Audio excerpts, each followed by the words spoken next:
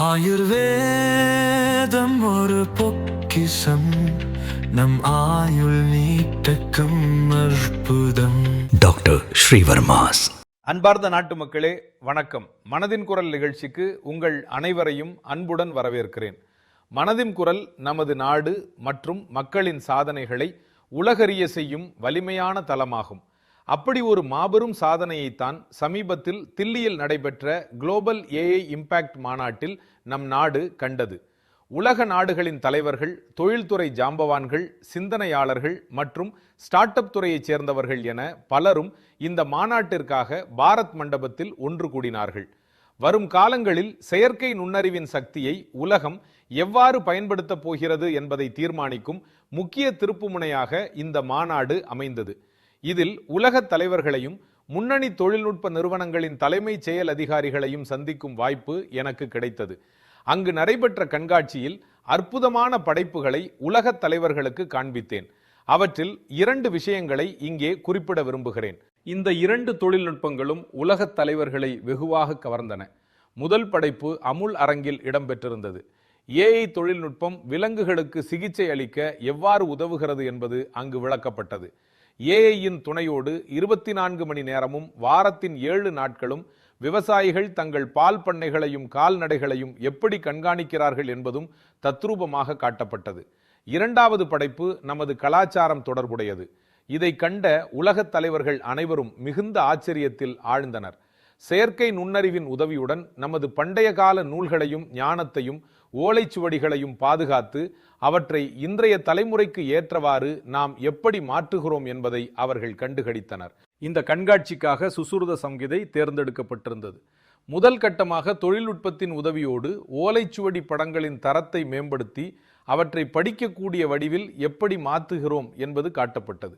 2ஆம் கட்டமாக அந்த படங்கள் கணினி படிக்கும் வகையிலான உரையாக மாற்றப்பட்டன. அடுத்த கட்டமாக அந்த உரையை ஏஐ அவதார் படித்து காட்டியது. இறுதி கட்டமாக தொழில்நுட்பத்தின் மூலம் விலை மதிப்பற்ற இந்த இந்திய ஞானத்தை பல்வேறு இந்திய மொழிகளிலும் அயல் மொழிகளிலும் எப்படி மொழிபெயர்க்க முடியும் என்பதையும் செய்து காட்டினோம். இந்தியாவின் பண்டைய கால ஞானத்தை நவீன கால அவதார் மூலம் அறிந்து கொள்வதில் உலகத் தலைவர்கள் மிகுந்த ஆர்வம் காட்டினர். இந்த மாநாட்டில் ஏஐ துறையில் இந்தியா கொண்டிருக்கும் அளப்பரிய திறமையை உலகம் முழுமையாக உணர்ந்து கொண்டது.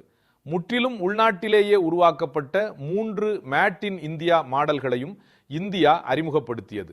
உலக அளவில் இதுவரை நடைபெற்ற ஏஐ மாநாடுகளில் இதுவே மிக பிரம்மாண்டமானது. இந்த மாநாட்டை கண்ட இளைஞர்களின் உற்சாகமும் ஆர்வமும் பார்ப்பதற்கே நெகிழ்ச்சியாக இருந்தது. இந்த மாபெரும் வெற்றிக்காக அனைவருக்கும் என் வாழ்த்துக்கள். விளையாட்டு நம்மை இணைக்கும் பாலம். தற்போது நீங்கள் அனைவரும் T20 உலக கோப்பை போட்டிகளை பார்த்து கொண்டிருப்பீர்கள். போட்டிகளை பார்க்கும்போது சில குறிப்பிட்ட வீரர்கள் மீது உங்கள் கவனம் இயல்பாகவே இருக்கும். அவர்கள் அணிந்திருக்கும் சீருடை வேறு நாட்டைச் சேர்ந்ததாக இருந்தாலும் அவர்களின் பெயரை கேட்டவுடன் இவர் நம் நாட்டைச் சேர்ந்தவர் என்று தோன்றியிருக்கும். அந்த வீரர் இந்திய வம்சாவளியைச் சேர்ந்தவர் என்பதை அறியும் போது உங்கள் மனதின் ஏதோ ஒரு மூலையில் மெல்லிய மகிழ்ச்சி துளிர்விடும். அவர் தன் குடும்பம் குடியேறிய அந்த நாட்டிற்காக விளையாடி கொண்டிருப்பார். அவர்கள் தங்கள் நாடுகளின் சீருடைகளை அணிந்து முழு மனதுடன் களத்தில் இறங்கி தங்கள் நாட்டிற்காக பெருமையுடன் விளையாடுகிறார்கள்.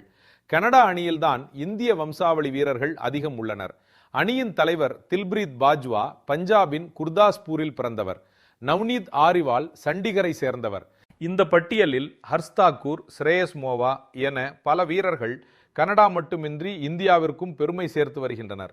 அதே போல அமெரிக்க அணியில் உள்ள பலர் இந்தியாவின் உள்ளூர் கிரிக்கெட்டிலிருந்து உருவானவர்கள்தான். அமெரிக்க அணியின் கேப்டன் மோனாங் பட்டேல் குஜராத்தின் 16 மற்றும் 18 வயதுக்குட்பட்டோர் அணிகளுக்காக விளையாடியிருக்கிறார். மும்பையைச் சேர்ந்த சௌரப் ஹர்மீத் சிங், டெல்லியைச் சேர்ந்த மிலிந்த் குமார் என இவர்கள் அனைவரும் இன்று அமெரிக்க அணியின் தூண்களாக திகழ்கிறார்கள். ஓமன் அணியில் தற்போது இருக்கும் பலர் முன்பு இந்தியாவின் வெவ்வேறு மாநிலங்களில் விளையாடியவர்கள். ஜதிந்தர் சிங், விநாயக் சுக்லா, கரண் ஜெய், ஆஷீஸ் போன்ற வீரர்கள் இன்று ஓமன் கிரிக்கெட் அணியின் வலுவான தூண்களாக உள்ளனர். நியூசிலாந்து, ஐக்கிய அரபு அமீரகம் மற்றும் இத்தாலி அணிகளிலும் இந்திய வம்சாவளி வீரர்கள் தங்களுக்குரிய இடத்தை பிடித்து வருகிறார்கள். இதுபோன்று எத்தனையோ இந்திய வம்சாவளி வீரர்கள் தங்கள் நாட்டின் பெருமையை உயர்த்துகிறார்கள். அங்குள்ள இளைஞர்களுக்கு முன்மாதிரியாக திகழ்கிறார்கள். இதுதான் இந்திய பண்பின் சிறப்பம்சம். இந்தியர்கள் எங்கு சென்றாலும் தங்கள் தாய்மண்ணோடு உணர்வுபூர்வமாக ஒந்தியுள்ளார்கள். அதே சமயம் தாங்கள் வாழும் நாட்டின் வளர்ச்சிக்கும் முழுமையான பங்களிப்பை வழங்குகிறார்கள். என் அன்பான நாட்டு மக்களே, எந்த ஒரு பெற்றோருக்கும் தங்கள் குழந்தையை இழப்பதை விட பெரிய துயரம் வேறு எதுவும் இருக்க முடியாது. சிறு குழந்தையை இழக்கும் வழி வார்த்தைகளால் விவரிக்க முடியாதது. சில நாட்களுக்கு முன்புதான் கேரளாவைச் சேர்ந்த ஆலின் ஷெரின் ஆப்ரஹாம் என்ற ஒரு பிஞ்சு பூவை நாம் இழந்தோம். வெறும் 10 மாதங்களிலேயே அவள் இந்த உலகை விட்டு பிரிந்து விட்டாள். கற்பனை செய்து பாருங்கள், அவளுக்கான ஒரு நீண்ட எதிர்காலமே காத்திருந்தது. அது திடீரென முடிந்து விட்டது. எத்தனையோ கனவுகளும் மகிழ்ச்சியும் நிறைவேறாமலே போய்விட்டன. அவளுடைய பெற்றோர் எந்த அளவுக்கு வேதனையே அனுபவித்திருப்பார்கள் என்பதை என்னால் வார்த்தைகளால் விவரிக்க இயலாது. ஆனால் இவ்வளவு ஆழமான வலி இருந்த போதிலும் ஆலினின் தந்தை அப்ரஹாமும் தாய் ஷெரினும் எடுத்த முடிவு மக்கள் அனைவரின் நெஞ்சங்களிலும் அவர்கள் மீதான மரியாதையை பன்மடங்கு உயர்த்தி உள்ளது. அவர்கள் குள் நதையின் உடல் உறுப்புகளை தானம் செய்ய முடிவெடுத்தார்கள். இது அவர்களுடைய சிந்தனை எவ்வளவு விசாலமானது என்பதையும் அவர்களின் ஆளுமை எவ்வளவு மகத்தானது என்பதையும் நமக்கு உணர்த்துகிறது. ஒருபுறம் மகளை இழந்த துயர் இருந்தாலும் மறுபுறம் மற்றவர்களுக்கு உதவ வேண்டும் என்ற உயர்ந்த எண்ணம் கொண்டிருந்தார்கள். தங்களின் நிலை வேறு எந்த ஒரு குடும்பத்திற்கும் வரக்கூடாது என்று எண்ணினார்கள். இந்தியாவின் மிக குறைந்த வயதுடைய உடல் உறுப்பு கொடையாளர்களின் பட்டியலில் அவளது பெயர் என்றென்றும் நிலைத்திருக்கும். நண்பர்களே, இந்தியாவில் உறுப்பு தானம் குறித்த விழிப்புணர்வு தொடர்ந்து அதிகரித்து வருகிறது. இதனால் தேவைப்படும் நோயாளிகளுக்கு மறுவாழ்வு கிடைப்பதோடு நாட்டின் மருத்துவ ஆராய்ச்சிகளுக்கும் இது பெரும் ஊக்கமாக அமைகிறது. இந்த உன்னத பணியில் பல நிறுவனங்களும் மக்களும் அசாதாரணமான பணிகளை செய்து வருகிறார்கள். கேரளாவின் ஆலின் போலவே உறுப்பு தானத்தின் மூலம் பலருக்கு மறுவாழ்வு அளித்த எத்தனையோ நல்லுள்ளங்கள் நம்மிடையே உள்ளனர். டெல்லியைச் சேர்ந்த திருமதி லட்சுமி தேவியை குறிப்பிடலாம். அவர் கடந்த ஆண்டு கேதார்நாத் யாத்திரை மேற்கொண்டார். அதற்காக அவர் 14 கிலோமீட்டர் மலையேற வேண்டியிருந்தது. இதில் ஆச்சரியம் என்னவென்றால், இதயமாற்று அறுவை சிகிச்சைக்கு பிறகுதான் அவர் இந்த யாத்திரையை வெற்றிகரமாக முடித்தார். அவரது இதயம் வெறும் 15% மட்டுமே செயல்பட்டது. அத்தகைய சூழலில் இறந்த ஒரு கொடையாடியின் இதயம் அவருக்கு பொருத்தப்பட்டது. அதன் பிறகு அவரது வாழ்க்கையே மாறிவிட்டது. மேற்கு வங்கத்தைச் சேர்ந்த கௌராங் பானர்ஜி 2 முறை நாதுலாவிற்கு சென்றிருக்கிறார். இது கடல் மட்டத்திலிருந்து 14,000 அடி உயரத்தில் உள்ளது. மேலும் இதில் சிறப்பம்சம் என்னவென்றால், அவர் இந்த சாதனையை நுரையீரல் மாற்று அறுவை சிகிச்சைக்கு பிறகு நிகழ்த்தினார். ராஜஸ்தானில் உள்ள சிகரைச் சேர்ந்த ராம்தேவ் சிங் அவர்களுக்கு சிறுநீரக மாற்று அறுவை சிகிச்சை செய்ய வேண்டியிருந்தது. இன்று அவர் பல்வேறு விளையாட்டு போட்டிகளில் பங்கேற்று வருகிறார். நண்பர்களே, இதுபோன்ற பல ஊக்கமளிக்கும் உதாரணங்களை நாடெங்கிலும் காணலாம். ஒருவரின் நற்செயல் எத்தனை பேரின் வாழ்க்கையை மாற்றும் என்பதை இது மீண்டும் நிரூபிக்கிறது. இப்படிப்பட்ட உன்னத பணிகளில் ஈடுபட்ட அனைவரையும் நான் மனதார பாராட்டுகிறேன். என் அன்பான நாட்டு மக்களே, சுதந்திரத்தின் பெருவிழாவின் போது நான் செங்கோட்டையிலிருந்து 5 உறுதிமொழிகளை பற்றி பேசினேன். அவற்றில் ஒன்று அடிமை மனப்பான்மையிலிருந்து விடுதலை. இன்று நாடு அடிமைத்தனத்தின் சின்னங்களை பின்தள்ளி இந்தியாவின் கலாச்சாரம் சார்ந்த விஷயங்களுக்கு முக்கியத்துவம் அளிக்க தொடங்கியுள்ளது. இது தொடர்பாக குடியரசுத் தலைவர் மாளிகையும் ஒரு முக்கிய நடவடிக்கையை எடுத்துள்ளது. பிப்ரவரி 23ஆம் தேதி குடியரசுத் தலைவர் மாளிகையில் ராஜாஜி விழா கொண்டாடப்பட உள்ளது. இந்த நிகழ்வில் குடியரசுத் தலைவர் மாளிகையில் திரு ராஜகோபாலாச்சாரி அவர்களின் திருவுருவ சிலை திறந்து வைக்கப்பட உள்ளது. அவர் சுதந்திர இந்தியாவின் முதல் இந்திய கவர்னர் ஜெனரலாக பணியாற்றியவர். அதிகாரத்தை பதவியாக பார்க்காமல் அதை மக்கள் சேவையாக பார்த்தவர். பொது வாழ்வில் அவரது நேர்மை, தன்னடக்கம், சுதந்திரமான சிந்தனை ஆகியவை இன்றும் நமக்கு உத்வேகம் அளிக்கின்றன. துரதிருஷ்டவசமாக சுதந்திரத்திற்கு பிறகும் குடியரசுத் தலைவர் மாளிகையில் பிரிட்டிஷ் நிர்வாகிகளின் சிலைகள் வைக்கப்பட்டிருந்தன. ஆனால் நம் நாட்டின் மாபெரும் புதல்வர்களுக்கு உரிய இடம் அளிக்கப்படவில்லை. பிரிட்டிஷ் கட்டிடக் கலைஞர் எட்மின் லூட்டியன்ஸின் சிலையும் குடியரசுத் தலைவர் மாளிகையில் வைக்கப்பட்டிருந்தது. இப்போது அந்த சிலைக்கு பதிலாக ராஜாஜி அவர்களின் சிலை நிறுவப்படும். ராஜாஜி உற்சவத்தின் போது அவரது வாழ்க்கையை அடிப்படையாக கொண்ட ஒரு சிறப்பு கண்காட்சியும் ஏற்பாடு செய்யப்பட்டுள்ளது. இந்த கண்காட்சி பிப்ரவரி 24 முதல் மார்ச் 1 வரை நடைபெறும். நீங்களும் இதை காண அவசியம் செல்லுங்கள். மனதின் குரலில் நான் உங்கள் அனைவரிடமும் டிஜிட்டல் அரெஸ்ட் குறித்து விரிவாக பேசியிருக்கிறேன். அதற்கு பிறகு நம் நாட்டில் டிஜிட்டல் அரெஸ்ட் மற்றும் டிஜிட்டல் மோசடி குறித்து நமது சமூகத்தில் கணிசமான விழிப்புணர்வு ஏற்பட்டுள்ளது.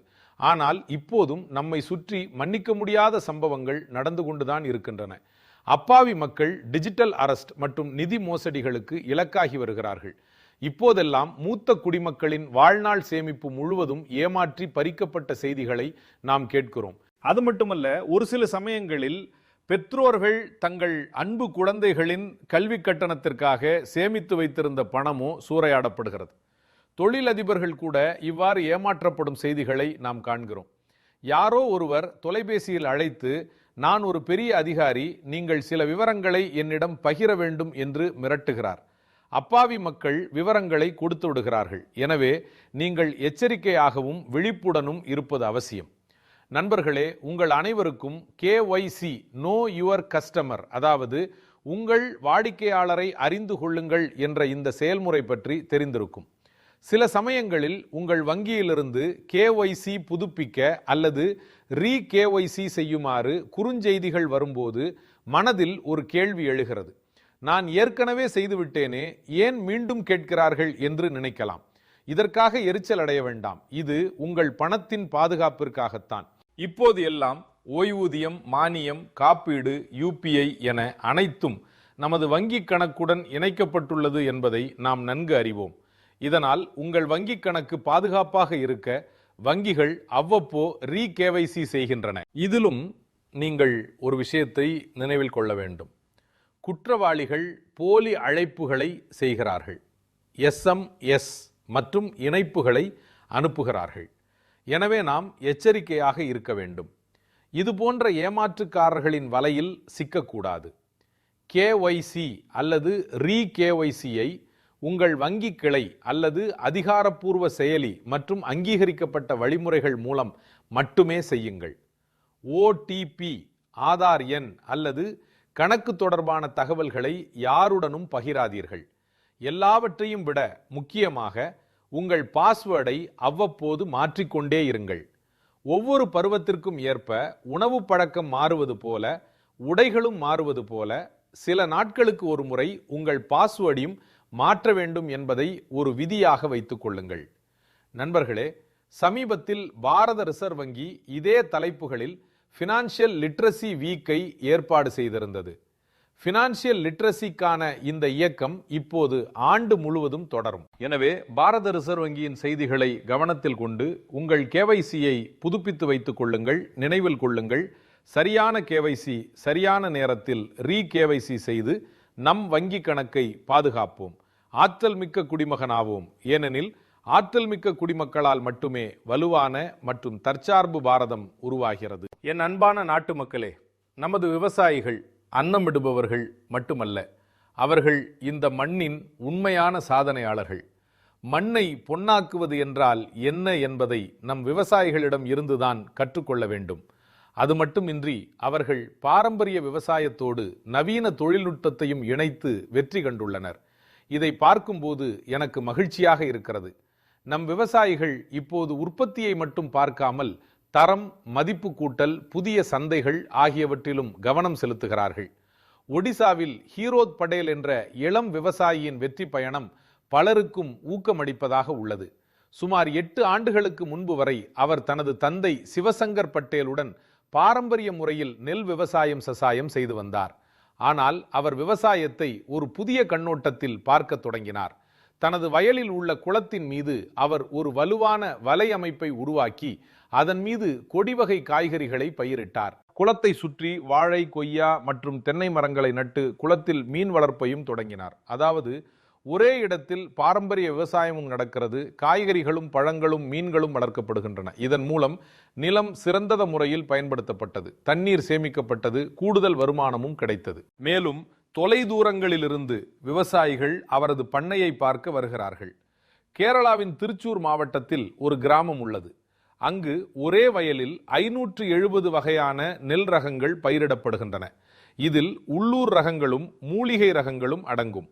அத்துடன் பிற மாநிலங்களிலிருந்து கொண்டு வரப்பட்ட பாரம்பரிய நெல் வகைகளும் இதில் உள்ளன. இது வெறும் விவசாயம் மட்டுமல்ல, பாரம்பரிய விதைகளை காக்கும் மாபெரும் இயக்கம். நம் விவசாயிகளின் கடின உழைப்பின் தாக்கம் புள்ளி விவரங்களிலும் தெரிகிறது. இந்தியா இன்று உலகின் மிகப்பெரிய அரிசி உற்பத்தி செய்யும் நாடாக உருவெடுத்துள்ளது. 15 கோடி டன்னுக்கும் அதிகமான அரிசி உற்பத்தி என்பது ஒரு சிறிய சாதனை அல்ல. நாம் நமது தேவைகளை பூர்த்தி செய்வதோடு உலகின் பசியை போக்கும் உணவு கூடைக்கும் பங்களிக்கிறோம். நண்பர்களே, இப்போது விவசாய பொருட்கள் வான்வழி மூலமாகவும் மிக எளிதாக வெளிநாடுகளை சென்றடைகின்றன. கர்நாடகாவின் நஞ்சன்கூடு வாழைப்பழம், மைசூர் வெற்றிலை, இண்டி எலுமிச்சை ஆகியவை மாலத்தீவுக்கு அனுப்பப்பட்டன. அவற்றின் தனித்துவமான சுவை மற்றும் தரம் உலகளவில் அறியப்படுகின்றன. இவற்றுக்கு புவிசார் குறியீடும் கிடைத்துள்ளது. இன்றைய விவசாயி தரத்தையும் விரும்புகிறார், உற்பத்தியையும் அதிகரித்து வருகிறார். தனக்கென ஓர் அடையாளத்தையும் உருவாக்கி வருகிறார். கடந்த ஆண்டு இதே நேரத்தில் நடந்த மகா கும்ப மேளாவின் அற்புதமான புகைப்படங்கள் உங்களுக்கு நிச்சயம் நினைவிருக்கும். சங்கமத்தின் கரையில் திரண்ட மக்கள், கடல், நம்பிக்கையின் எல்லையற்ற பிரவாகம். அந்த புனித நீராடல் தருணத்தில் பாரதம் தனது சனாதன ஆன்மாவோடு தன்னைத்தானே மீண்டும் இணைத்து கொண்டது போலவே எனக்கு தோன்றியது. நண்பர்களே, மகா கும்பத்தின் அதே நீரோட்டம், அதே மாசி மாதம், அதே பக்தியின் குரல் வடக்கிலிருந்து தெற்கு நோக்கி செல்லும் போது ஒரு புதிய அடையாளத்தை பெறுகிறது. நண்பர்களே, கேரளாவில் பாரதப்புழா ஆற்றின் கரையில் திருநாவாயாவில் பல நூற்றாண்டு பழமை வாய்ந்த ஒரு பாரம்பரியம் உள்ளது. அது மாமாங்கம். இதை பலரும் மகாமாசி மகா திருவிழா அல்லது கேரள கும்பமேளா என்றும் கூறுகிறார்கள். மாசி மாதத்தில் புனித நதியில் நீராடி அந்த தருணத்தை வாழ்வின் அழியாத நினைவாக மாற்றுவதே இதன் ஆன்மாவாகும். காலப்போக்கில் இந்த பாரம்பரியம் மறைந்து போனது போலாகிவிட்டது. சுமார் 250 ஆண்டுகளாக இந்த விழா முன்பு நடைபெறுவதைப் போல அவ்வளவு பிரம்மாண்டமாக நடைபெறவில்லை.